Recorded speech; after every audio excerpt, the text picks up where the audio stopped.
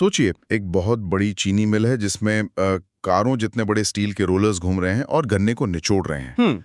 अब अगर मैं कहूं कि उन विशाल रोलर्स की सतह पर मौजूद एक छोटी सी, बिल्कुल छोटी सी खुरदुरी परत ही उस मिल के मुनाफे और नुकसान के बीच का सबसे बड़ा फर्क तय कर सकती है। तो ये सुनने में भले ही थोड़ा अजीब लगे, लेकिन यही सच्चाई है। हाँ, आज हम इसी छुपे हुए हीरो के बारे में बात करने वाले हैं।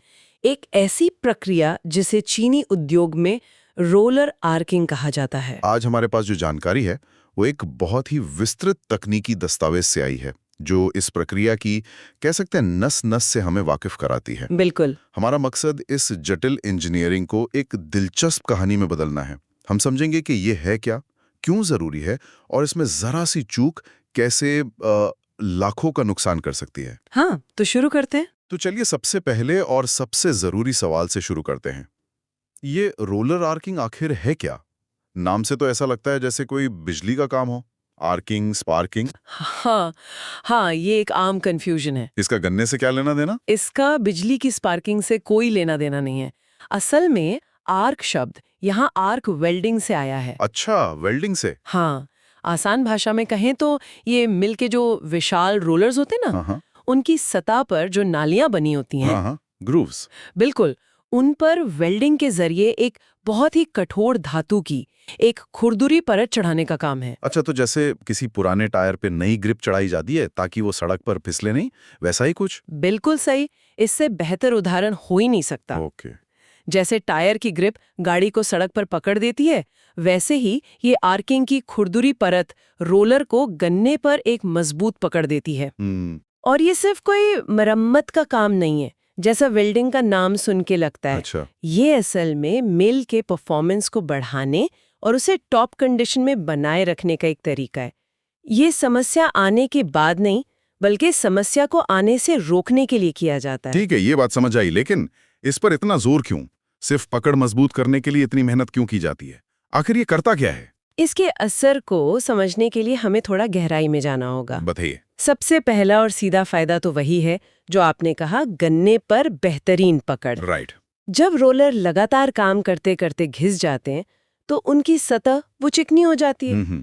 अब सोचिए, एक चिकने स्टील रोलर पर गीला गन्ना, वो तो फिसलेगा ही। बिल्कुल।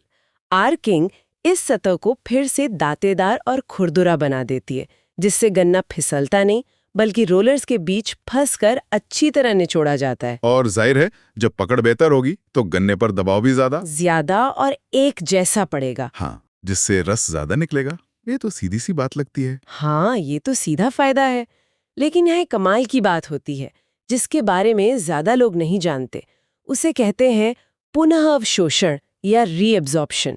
एक मिनट, पुनः अवशोषण मतलब दोबारा सोख लेना, ये क्या चीज है? सोचिए, आपने बड़ी मेहनत से गन्ने से रस निचोड़ा और फिर गन्ना ही उस रस को स्पंज की तरह वापस सोखने लगे। अरे, ये एक चोर की तरह है जो आपके मुनाफे को चुरा रहा है। जब गन्ने से रस निकलता है तो पीछे जो खोई बचती है ना, उसमें बहुत छोटे छोटे चैनल या रास्ते बन जाते हैं।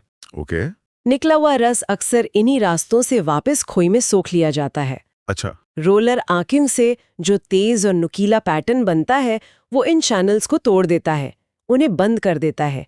नतीजा, रस वापस नहीं जा पाता। कमाल है। तो ये सिर्फ निचोड़ने की प्रक्रिया नहीं, बल्कि निकले हुए रस को बचाने की भी तकनीक है। मतलब मिल मेहनत करके रस निकालती है और खोई उसे वापस पी जाती है। ये तो पता ही नहीं था।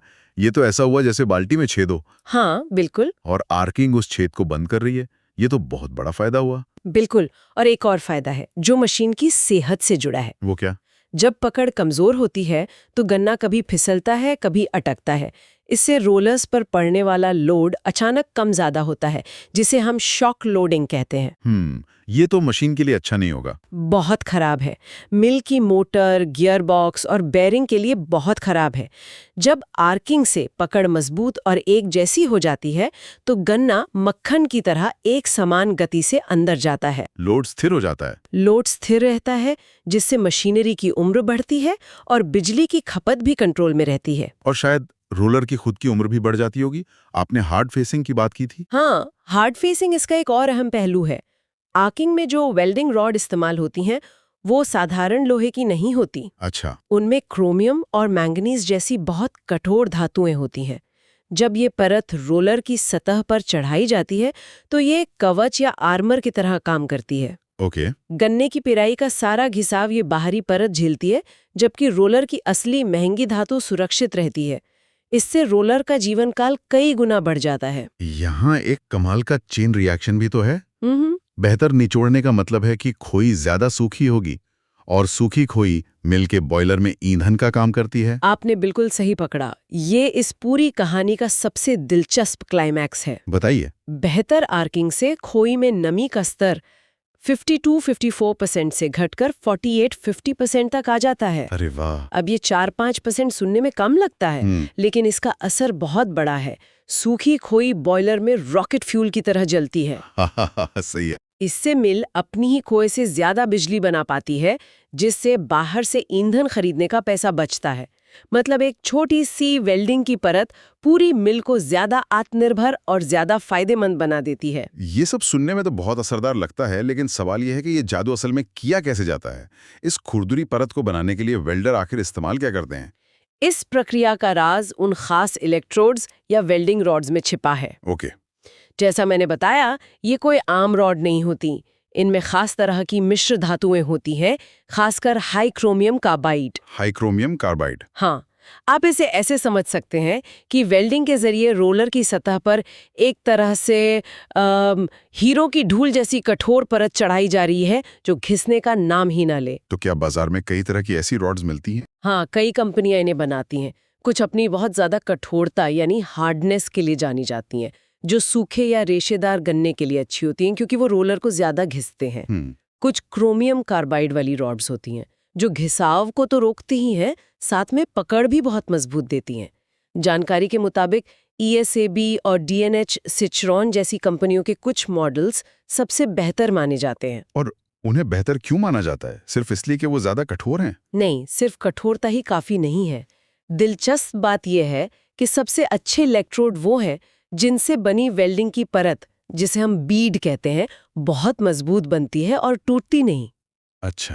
सोचिए, अगर वेल्डिंग की परत उखड़कर मशीन के अंदर चली जाए तो कितना नुकसान होगा। हाँ, बहुत ज्यादा। तो सबसे अच्छे इलेक्ट्रोड वो हैं जो स्थिर कठोरता, मजबूत बीड, लंबा जीवन और घिसाव के खिलाफ असाधारण प्रतिरोध, ये सब एक साथ देते हैं। हमने फायदों की तो लंबी लिस्ट देख ली, लेकिन इंजीनियरिंग में कोई भी चीज परफेक्ट नहीं होती। सिक्के का दूसरा पहलू भी होता है। क्या ये प्रक्रिया हमेशा कामयाब होती है, या इसमें कुछ ऐसा भी है जो गलत हो सकता है और सब कुछ बिगाड़ सकता है? बहुत जरूरी सवाल है, और इसका जवाब है हाँ। अगर इसे सही तरीके से न किया जाए तो फायदे की जगह भारी नुकसान हो सकता है। जैसे कि सबसे बड़ी गलती क्या हो सकती है? सबसे बड़ी गलती है ओवर आर्किंग, यानी जरूरत से ज्यादा मोटी या बहुत ज्यादा खुरदुरी परत चढ़ा देना। लेकिन ज्यादा पकड़ तो अच्छी होनी चाहिए ना? नहीं, हमेशा नहीं। ये कुछ ऐसा है जैसे आपने इतनी खुरदुरी सैंडपेपर ले ली कि वो लकड़ी को साफ करने के बजाय उसे फाड़ने लगे। समझ गया। ओवर आर्किंग से पकड़ इतनी ज्यादा हो जाती है कि रोलर गन्ने को निचोड़ने के बजाय उसे चबाने लगते हैं। अच्छा। इससे मोटर पर जबरदस्त लोड पड़ता है, बिजली की खपत आसमान छूने लगती है, मशीन के बेरिंग गर्म होकर खराब हो सकते हैं। ओहो। और हाइड्रोलिक सिस्टम पर इतना दबाव पड़ता है कि वो फेल भी हो सकता है। तो अच्छा करने के चक्कर में आप पूरी मशीन को ही खतरे में डाल देते हैं। और घटिया क्वालिटी की वेल्डिंग रॉड इस्तेमाल करने का भी खतरा होगा। ये तो एक टाइम बॉम्ब लगाने जैसा है। सस्ती या खराब क्वालिटी की रॉड से बनी परत में दरारें आ सकती हैं, या वो उखड़कर गिर सकती है।